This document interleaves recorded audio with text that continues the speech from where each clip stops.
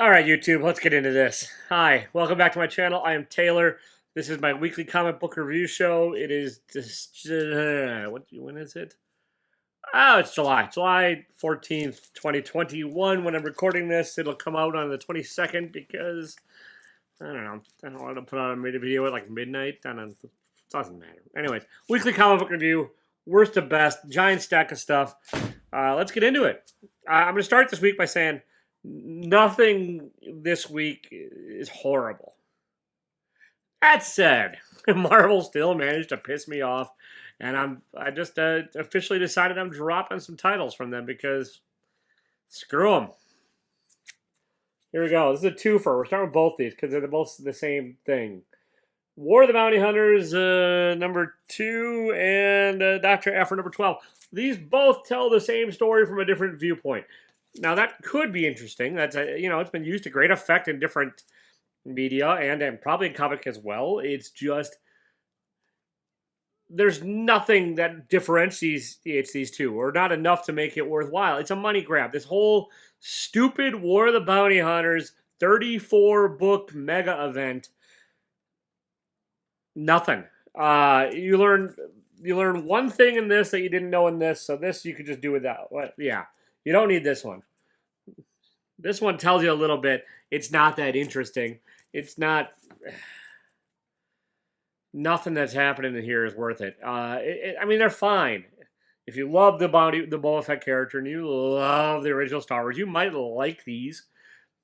But they're fine. They're not fantastic. They're not awful. But they're not getting my money anymore. I have to I have to thin this stack somehow. And I grew up watching Star Wars. I still love Star Wars. The first movie I ever saw in the theater was Star Wars. One of my favorite, most prized possessions is a Star Wars comic, and I am dropping these. Because Marvel, screw you. All right. All right, this one, I wanted to really like this one, and it's fine. Again, there's nothing horrible about anything this week. This is Blackjack Demon, number 1. I don't believe it's a first print, because it says not the first print on the back. I thought it was when I was getting it. It's a very interesting premise. It's like, the Old West horror tale genre mixing. It's just kind of awkwardly paced and told, stiffly drawn, and the coloring is just garish and doesn't fit the tone of the story, like, at all. And I know that's a minor quibble, possibly, but it sort of reminds me of the Bone Tomahawk movie, if you've ever seen that. But it's just there's nuggets here or something that could be really good. It's just not here, yeah, which is sad because I love the idea and I like creative people taking chances. And Hermes does all the heavy lifting on this except for the lettering, I believe. So if you're into horror and you're into comics, you might still, or into the Old West, you still might want to give this one a try. But it just wasn't for me. It just didn't grab me. So. All right, what order do I put these in? It doesn't matter. Infinite Frontier number 2. I don't remember much what happened this one, and that's why it's so low on the list. It's just there's not enough memorable stuff. It's multiversal politics. There's another crisis looming because it's DC, and there's always a damn crisis looming. It's okay. A lot of different artists on this one, so it gets a little bit awkward when you're flipping from page to page. It's like, the whole thing just feels like a filler issue, so it's all right. It's just nothing fantastic. There's nuggets in here that could be good. Like, they could have told a really interesting Black Lantern story and just made it a Black Lantern story. That'd be good. They could tell a really interesting, like, Earth 3 Superman story and make it really interesting, but they're trying to mesh it all together, and the pacing just gets weird, and it just kind of keeps cycling through these locales instead of, like, settling down and just telling one good story. So... All right, yeah, we're gonna do this. All right, the Joker, whatever, issue number 5. It's a flashback issue. It's not bad. It's a flashback story, mostly written by Matt Rosenberg and different fill-in artist too, Frank Avella. And there's a backup punchline thing here. I'm not even gonna talk about it. It's punchline, and it's just stupid. Well drawn, but stupid. The main story. Yeah, it's you don't need more motivation for why Jim Gordon doesn't like the Joker, and you don't need a Jim Gordon motivation. It's already been established enough in this series, so it's like to keep reestablishing it. It's like, come on, just push the plot forward. We get it. Jim Gordon doesn't like the Joker. Whoop de goddamn de doo. The Joker. It's fine though. The Justice League, the last ride, they're just talking in this one about why they hate each other. And then they're still trying to figure out what to do with Lobo. And still nothing much has happened. It's just a lot of talking about why they hate each other. You're starting to learn why, but it's just a pacing thing on this one. It's Zdarsky. He does good dialogue. He has good character motivations. It's just like, okay, you ever watch a video that you downloaded or whatnot, and you try and watch it at like 1.25 or 1.5 speed because you know it's slow pace. You just kind of want to figure it out and watch it, but you just want to get through it at the same time. That's how I'm feeling about this. I just want to get through this. It's interesting enough, but like, speed it up. Get something interesting. All right. Never, number one. There's some issues with this. I get it. Issues, comic issues. Oh, that should be my channel name. Issues with comics. Issues. Doesn't. I'm sure it's taken. Heavy metal. It's clunky in places, and that's my favorite word to use when it's like a kind of awkward storytelling. There's some panel transitions in here where you generally don't know what's going on. There's a couple times when I confused one character for another. But that said, it's an interesting enough idea, and that I'm going to pick it up for one more issue. It's an evil Peter Pan in Never Never Land. It kind of reminds me a lot of Nottingham. I like this better than Nottingham. I didn't care for Nottingham much at all. I know I'm in the minority on that, but it is what it is. This one, yeah, there's enough nuggets here. The art is solid. It's just a couple panels. You're like, what? Why? What? And there's a page transition where I was genuinely confused, and I thought I'd missed a page. I was like, huh? I didn't, but it was just like there's some storytelling transitional issues with the artwork, and a little bit more clarity and a little bit more differentiation in some of the character designs. And I think some of this could get really solid. It has the potential to be. I don't think it's there yet. All right. Sad Thor can't lift his hammer. It's a mediocre issue of Thor. Phil an artist. I don't care about that. The artist is fine. Bandini. It's just there's nothing. I generally like Kate's on Thor, and I generally like his take on Thor, and like I still don't even mind this. It's just Thor's all self-doubty and angsty, and like there's something that's going to happen in this, and blah blah blah. You'll probably want to pick this up or the next one because it'll probably be some kind of spec book for the next Marvel series. It's just kind of not as good as some of the other issues of Thor have been. Speaking of talkie books that talkie talk. That's what this one's been doing for 10 issues. It's interesting, though. It's like Tom King is telling a Rockford Files story. it's like a 70s detective TV show. And it's drawn that way as well by Jorge Fornes. And it's slow-paced, deliberate, and a lot of back and forth talking, and just a lot of like little bits and pieces put together to hopefully solve this thing. There's a Frank Miller appearance. So I don't know if that's the first Frank Miller in comics. It might be, but it's not bad. There's only 2 issues to go. I'm going to wrap it up. Wait for the trade. You're just going to be frustrated. I think if you try and pick it up individually, or let me know if you've read this and you're keeping up with it monthly. Let me know what do you think of the pacing. I'm genuinely liking this series. It's just. Every issue, I'm like, I should have just waited for the trade. But the covers are gorgeous. The art is great. And honestly, it's an intriguing enough story about comic books and about comic book creation. And it's a meta tale that I think is, riveting enough that it's worth reading. So, all right. The Silver Coin number 4. This is an anthology, sort of like haha, sort of like Ice Cream Man, sort of like all those things. It's a horror thing that centers around Silver Coin. And unlike Haha and Ice Cream Man, this one has different art writers on every issue. Michael Walsh is doing the art every time, and the art's solid and consistent. It's the through thread, as is the cursed Silver Coin. Oh yeah, the Silver Coin's evil. Spoilers. This one's a little far out there. It's Jeff Lemire basically wanted to tell a weird, trippy ass like heavy metal style sci-fi romp that would have existed in the 70s, or 80s, and he just kind of shoehorned the silver coin in.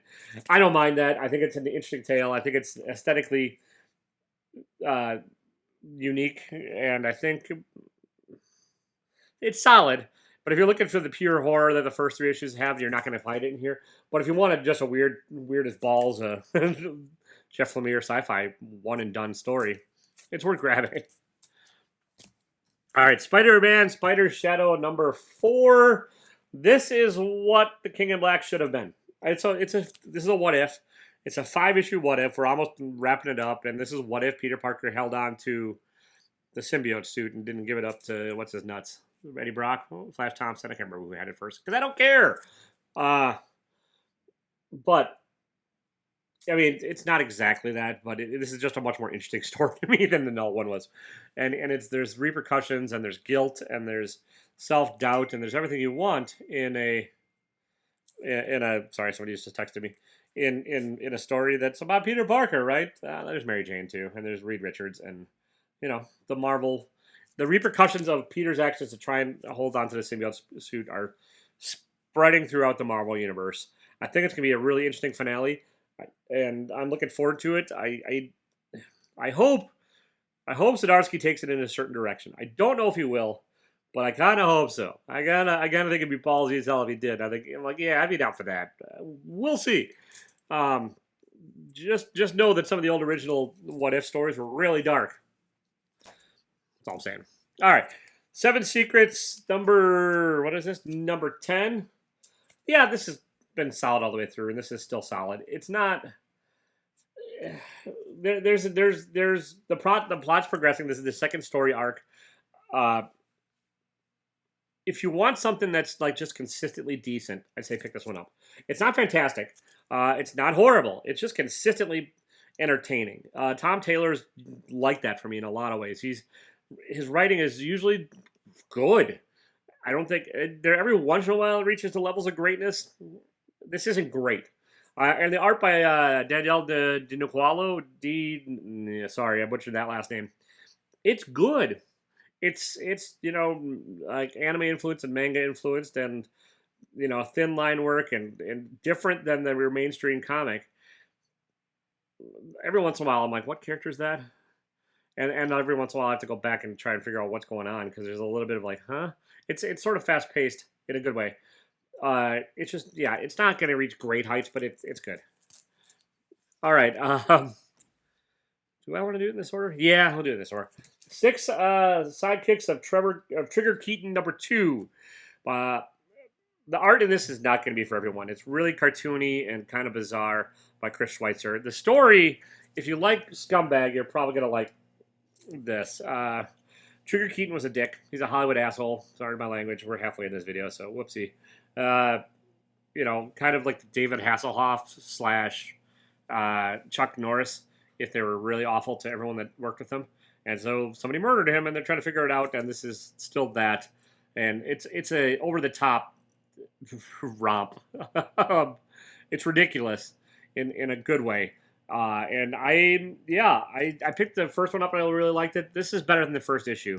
And I will keep reading this, because it's just, if you're looking, there's certain types of comics that get me if they're well done. And that's like, this is it. The absurdist, like, bizarrely wacky, like about awful people being awful and the repercussions therein.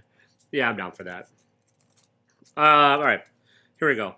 Skybound X number 2. This is the 10th anniversary of Skybound. This is their like weekly thing for the next couple of weeks. There's 3 short stories in here, and every issue is going to have a new character introduced. This one introduces the everyday hero Machine Boy. Yeah, that's fine. There's 4. There's 4 in here. I forgot about one. There's a Birthright story, which is also fine. I don't follow the world of Birthright, so yeah. I mean, on the whole, the stories in here are fairly solid.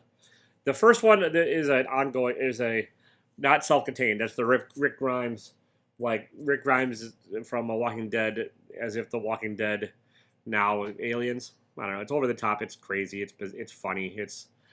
That's great. The Stillwater story by Chip Zdarsky in here is poignant, and if you've not been reading Stillwater, you should.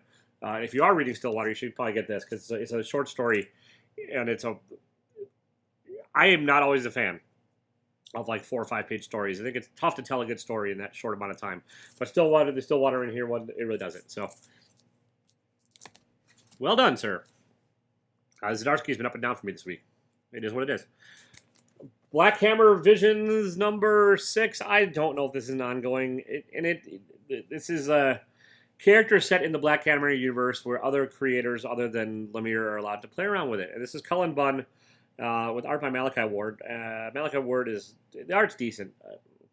And it's about Cthulhu, not Cthulhu, Cthulhu. A plumber with the head of a Cthulhu monster who just is having trouble finding work, has a wife that yells at him, and has to go, turns out, save the world while dealing with all that. And all he wants to do is have a drink at a bar and watch TV. So, I'm down.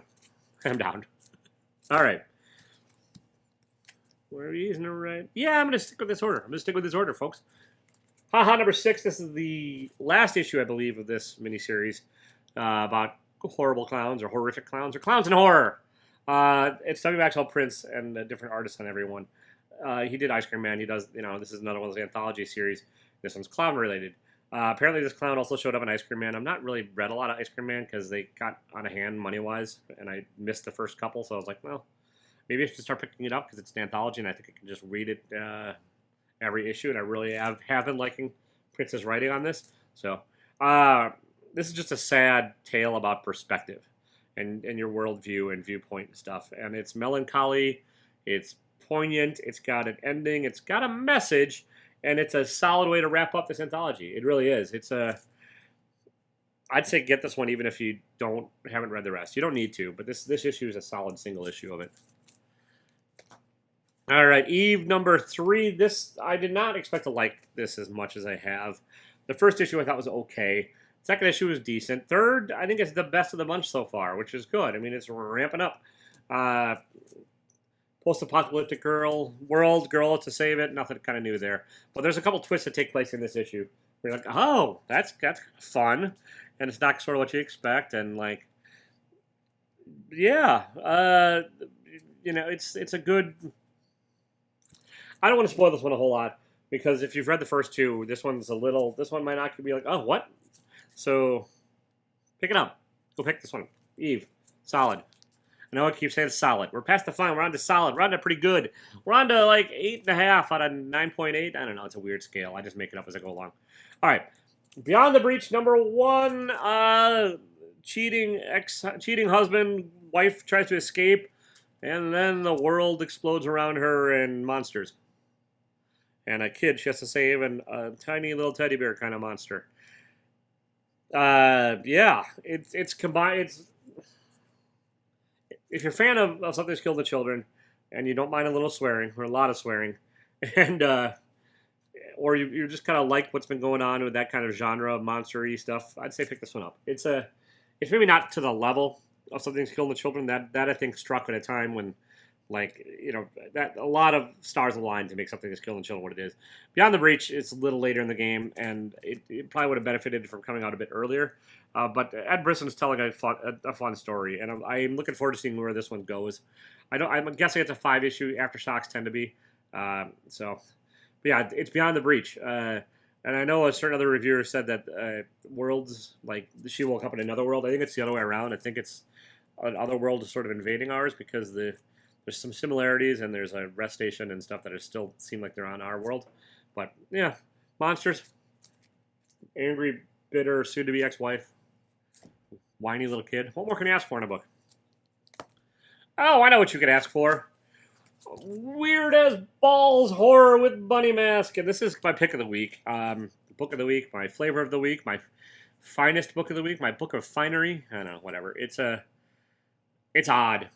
It's bizarre, and it doesn't always make 100% sense, and you're still kind of I'm still trying to figure out what the hell's going on. The art by Andre Moody is fantastic, and the story is just, this is the other type of horror that I like. It's where it's not just gore. It's just like, it's weird, and you're like, what in the hell? And you're trying to piece together what happened. Like, if this was just telling like a Saw type story or Jigsaw, whatever the hell I don't care. But this is strange enough where there might be like an extra-worldly entity, or might be something else. It's like voices in heads, or it might be craziness. You don't really know what's going on. But like the path this is taking is intriguing, and it's definitely what I'd say follow. If you like my weird ass taste. If you don't, this one's not going to be for you. And you can be like, Taylor, what the hell? I spent $4 on this book, and you're a lying son of a. Whatever. Bunny Mask too. I dug it. Even if didn't like the art, same artist as Maniac of New York. So if you like that art, pick this up. Different writer. Paul Tobin is just, it's a bizarre tale of murder and bunnies and masks. It kind of reminds me, and not just because of the bunny mask, although that, now that I think about it, that it really does kind of tie in. It reminds me in a weird way of Donnie Darko. Just that tone. Not plot or anything else other than the bunny mask, but like the tone. The weird ass, like, what the hell's going on tone. There you go. All right, there you have it, folks. That's my stack of books. Let me know what you thought. Hit the like button, hit the comments, hit the notification bell, all that. Just hit it. Just hit it all. And let me know what you thought. Let me know if you agree, if you disagree, if I missed some books, if you're like, yes, Taylor, you still have to keep reading Star Wars. I'm not going to. It's dead to me. I mean, I'll read it in trade or read it digitally, but I'm not going. I'm done collecting the issues. I'm going to, yeah. Anyways, just let me know your thoughts, your opinions, your feelings. Lay it on me, people. All right, that's about it. Don't be a dick. See ya.